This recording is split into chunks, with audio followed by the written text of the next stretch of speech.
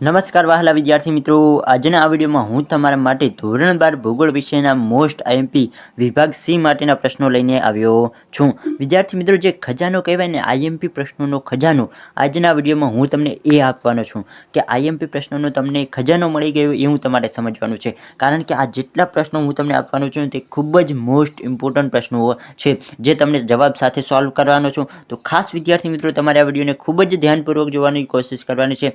અહીં તમને દરેક પ્રશ્નો જવાબ સાથે મળશે અને તમારા બોર્ડના પેપરમાં આમાંથી જ પ્રશ્નો હશે. તો વિદ્યાર્થી મિત્રો, ચાલો આ વિડીયોની શરૂઆત કરીએ. સૌપ્રથમ વિદ્યાર્થી મિત્રો, પ્રશ્ન નંબર 1 આપવામાં આવે છે કે વસ્તી ગીચતા પર અસર કરતા પરિબળો જણાવો. તો કે વસ્તી ગીચતા પર અસર કરે એવા પરિબળો કયા કયા છે?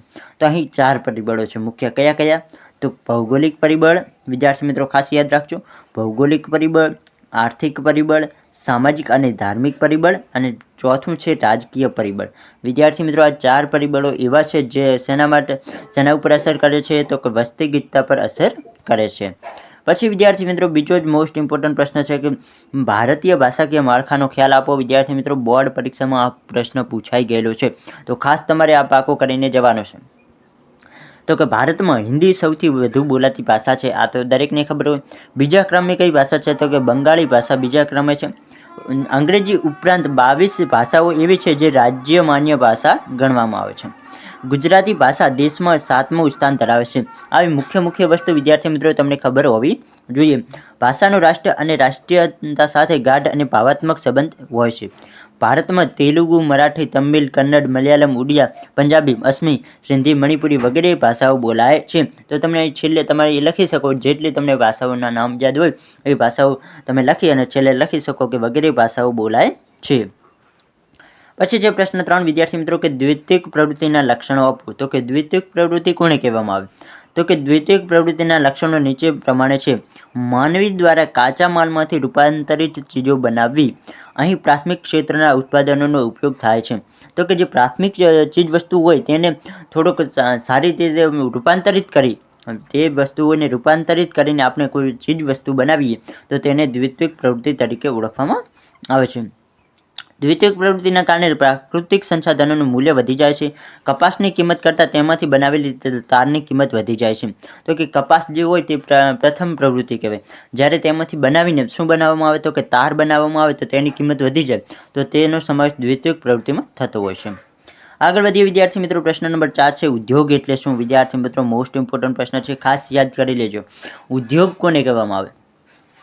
તો કે ભૂગોળવેતાઓ ઉદ્યોગ શબ્દનો અર્થ એ પ્રવૃત્તિનું વર્ણન કરવા માટે કરે છે જે ખેતી, જંગલ, મત્સ્યાયન, ખનન પ્રવૃત્તિ દ્વારા પ્રાપ્ત પ્રાથમિક ઉત્પાદનોની પ્રક્રિયા અને નવી ચીજવસ્તુના નિર્માણ સાથે જોડાયેલી હોય છે. તો કે ઉદ્યોગ કોને કહેવામાં આવે? તો કે ભૂગોળવેતાઓ ઉદ્યોગ શબ્દનો અર્થ એવી પ્રવૃત્તિનું વર્ણન કરવા માટે કરે છે જે ખેતી, જંગલ, મત્સ્યાયન, ખનન પ્રવૃત્તિ દ્વારા પ્રાપ્ત પ્રાથમિક ઉત્પાદનોની પ્રક્રિયા અને નવી ચીજવસ્તુઓનું નિર્માણ સાથે જોડાયેલી હોય છે. તો કે જે પ્રાથમિક ઉત્પાદનમાં થાય છે તેને જે ચીજવસ્તુઓનું નિર્માણ કરે છે તેને શું કહેવામાં આવે? તો કે ઉદ્યોગ કહેવામાં આવે છે. પ્રાથમિક પ્રવૃત્તિથી અલગ કરવા માટે ઉદ્યોગને દ્વિતીયક પ્રવૃત્તિમાં પણ જોડવામાં આવતો હોય છે. તો કે પ્રાથમિક પ્રવૃત્તિમાં સૌપ્રથમ કોઈ પણ ચીજવસ્તુનું ઉત્પાદન થાય છે અને ત્યારબાદ તેને કંઈક સારી રીતે ગોઠવી કે તેનું કંઈ અલગ રૂપાંતર કરવામાં આવે તો તેને દ્વિતીયક પ્રવૃત્તિ, જેમ કે ઉદ્યોગમાં થતી હોય છે. ઉદ્યોગમાં આપણે અહીં કોઈ પણ ચીજ આપણે જમીનમાં વાવીએ અને ત્યારબાદ તેને આગળ પહોંચાડીએ તો તેનું કોઈ રૂપાંતરિત થઈને બીજું કંઈ બને ત્યારે તેને શું કહેવામાં આવે? તો કે તેને દ્વિતીયક પ્રવૃત્તિ. અને શેના દ્વારા બને? તો કે ઉદ્યોગ દ્વારા. આગળ વધીએ વિદ્યાર્થી મિત્રો, પ્રશ્ન નંબર 5 છે કે ગ્રામીણ વસાહતોના લક્ષણો જણાવો. તો કે ગ્રામીણ વસાહતોના લક્ષણો શું છે? અહીં વસતા લોકો પ્રાથમિક પ્રવૃત્તિઓ જેવી કે ખેતી, ખનન, વનીલ, પશુપાલન, મત્સ્યાયન પ્રવૃત્તિ કરે છે. તો આ તો વિદ્યાર્થી મિત્રો સરળ છે. તો ગ્રામીણમાં વસતા લોકો શું કરે? તો કે ખનન, વનીલ, પશુપાલન, ખેતી કે એવું બધું કરતા હોય છે. પછી છે વિદ્યાર્થી મિત્રો કે ખેતી એ ગ્રામીણ વસાહતોનું મુખ્ય લક્ષણ ગણાય છે. તો કે ખેતી એ ગ્રામીણ વસાહતોનું મુખ્ય લક્ષણ છે. વન્ય ક્ષેત્રોની નજીક વસેલી ગ્રામ્ય વસાહતોના લોકો વન્ય પેદાશો એકઠી કરવી, શિકાર અને ખનન પ્રવૃત્તિ વધુ કરે છે. સમુદ્ર અને નદી નજીકની ગ્રામ્ય વસાહતોના લોકો મત્સ્યાયન પ્રવૃત્તિ વધુ કરે છે.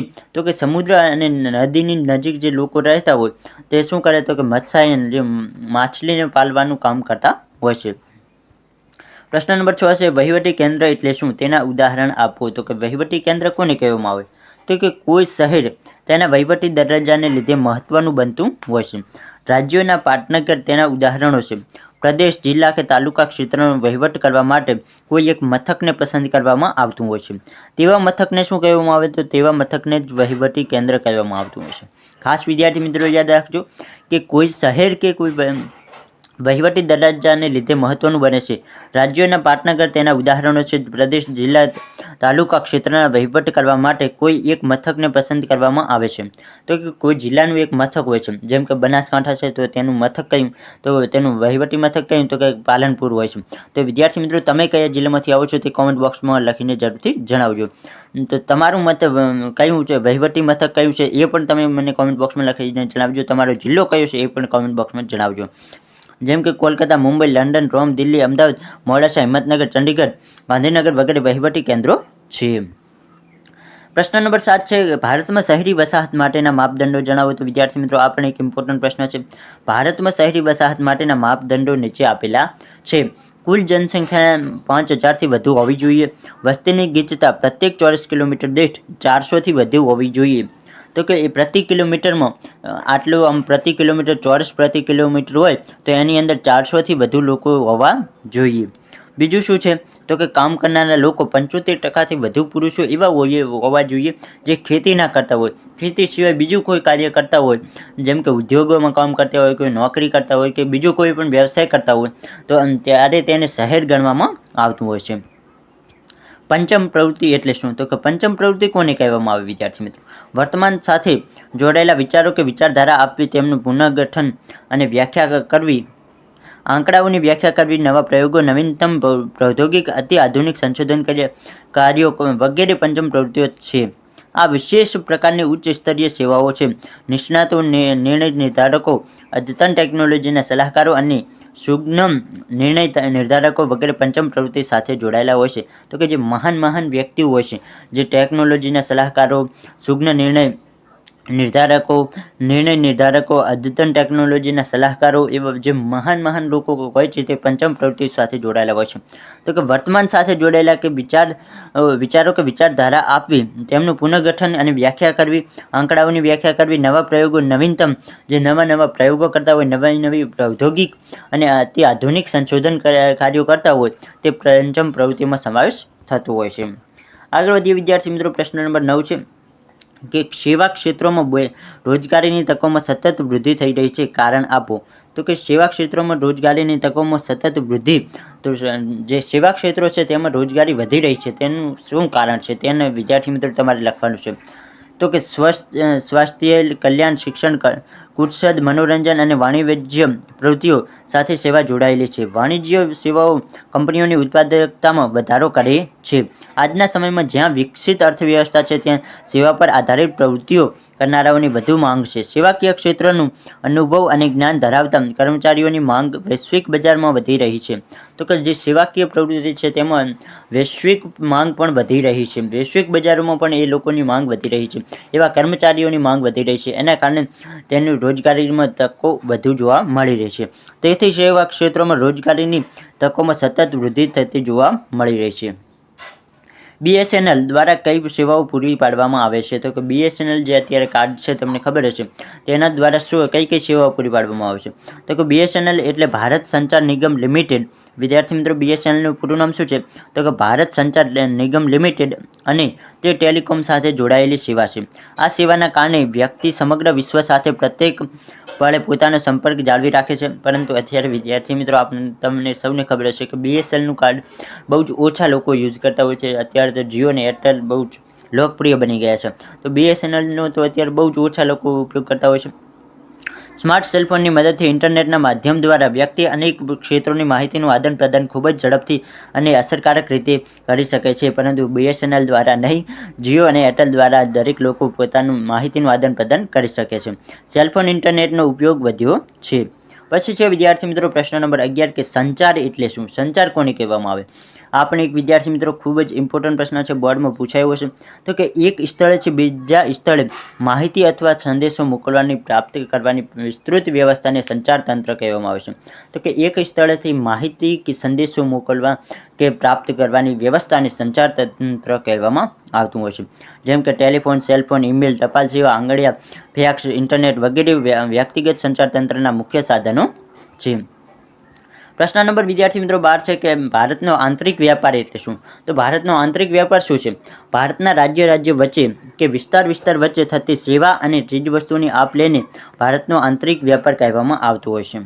ભારતનું ખાદ્યતેલ મહારાષ્ટ્ર ખરીદે અથવા પંજાબના ઘઉં તમિલનાડુ ખરીદે તો તે આંતરિક વ્યાપાર કહેવામાં આવે છે. પ્રશ્ન નંબર 13 છે વિદ્યાર્થી મિત્રો કે ફેરી બંદર એટલે શું? તો ફેરી બંદર કોને કહેવામાં આવે? તો કે જ્યાં ગીચ વસ્તીના પ્રદેશો હોય અને ટાપુમય વિસ્તારો પર માનવ વસ્તી હોય તો નાની સ્ટીમર જેવા સાધનો દ્વારા એક પ્રદેશમાંથી બીજા પ્રદેશમાં જવા આવવા માટે નાના બંદરો વિકસે છે, તેને ફેરી બંદર કહેવામાં આવે છે. જાપાન, બ્રિટન, યુરોપના અન્ય કેટલાક દેશોના કિનારા વચ્ચે આ પ્રકારના બંદરો જોવા મળે છે. હાર્બીજ, ડોવર, ફિક્સસ્ટોન, ન્યૂ હેવન, લી હાર્વે વગેરે બંદરો આ પ્રકારના બંદરો છે. અગ્નિ એશિયાના ટાપુઓ તથા કેરેબિયન દ્વીપ સમૂહો પણ ફેરી બંદરો છે. તો આ જે છે તે દરેક ફેરી બંદરોમાં સમાવેશ થાય છે. ગુજરાતના દહેજ બંદરેથી ઘોઘા બંદર વચ્ચે ફેરી સર્વિસની સુવિધા જોવા મળે છે. તો કે ફેરી બંદર કોને કહેવામાં આવે? તો વિદ્યાર્થી મિત્રો જ્યાં ગીચ વસ્તીના પ્રદેશો હોય, ક્યાં? તો કે જ્યાં ગીચ વસ્તીના પ્રદેશો હોય તો તેવા પ્રદૂષણ અને ટાપુમય વિસ્તારો પર માનવી વસ્તી હોય તો નાની સ્ટીમર જેવા સાધનો દ્વારા એક પ્રદેશમાંથી બીજા પ્રદેશમાં જ્યારે લોકો અવર જવર કરે ત્યારે તેને શું કહેવામાં આવે? ફેરી બંદર તરીકે ઓળખવામાં આવે છે. જે નદી કિનારો હોય કે દરિયા કિનારો હોય ત્યારે એક કિનારેથી બીજા કિનારે જવું હોય તો ત્યારે લોકો નજીકનું હોય તો પણ દરિયો વચ્ચે નડતો હોય તો ત્યારે સ્ટીમરમાં બેસીને જે લોકો જાય તેને શું કહેવામાં આવે? તો કે ફેરી બંદર કહેવામાં આવે છે. પછી છે વિદ્યાર્થી મિત્રો અહીં એક બીજું પણ આપેલું છે કે ઓખા બંદર અને બેટ દ્વારકા વચ્ચે પણ સર્વિસ ચાલુ છે. તો કે આપણે ખબર હશે તો કે બેટ દ્વારકા જે લોકો જતા હોય તે દરિયો વચ્ચે આવે તો એમાં સમૂહ બેસીને તો કે જે હોડી હોય તેમાં બેસીને જવું પડતું હોય છે.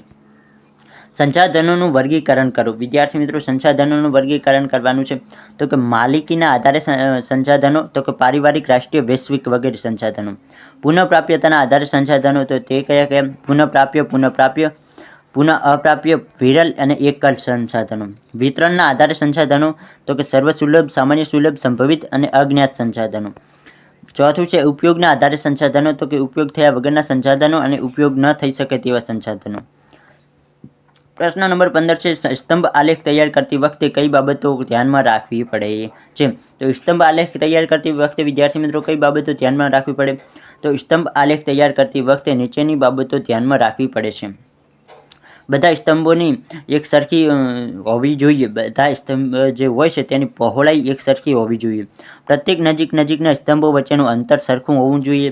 સ્તંભની ટોચ પર સ્તંભનું આંકડાકીય મૂલ્ય દર્શાવવું જોઈએ. તો આટલી ખાસ બાબતો ધ્યાનમાં રાખવા જેવી હોય છે. અને વિદ્યાર્થી મિત્રો પ્રકરણ 11માંથી પણ તમને કેટલા 2 પ્રશ્નો દાખલા સ્વરૂપે વિભાગ સીમાં જોવા મળી શકે છે, પરંતુ તે આપણે અહીં નહીં લીધા કારણ કે દાખલા માટેનો હું તમારા માટે એક સ્પેશિયલ વિડીયો લઈને આવવાનો છું, જેમાં તમને દરેક દાખલા મધ્યસ્થ અને બહુલકના દરેક દાખલા એક જ વિડીયોમાં શીખવાડી દઈશ. તો ખાસ વિદ્યાર્થી મિત્રો એ વિડીયો પણ તમે જોવાનું ચૂકશો નહીં જો તમને દાખલા ન આવડતા હોય તો, કારણ કે પ્રકરણ 11માંથી વિભાગ સી અને વિભાગ ડી બંનેમાં દાખલા લગભગ જોવા મળતા હોય છે. તો એ વિદ્યાર્થી મિત્રો તમારે દાખલા ખાસ શીખીને જવાના છે, કારણ કે દાખલામાં તમે ઢોકળિયા ગુણ મેળવી શકો છો.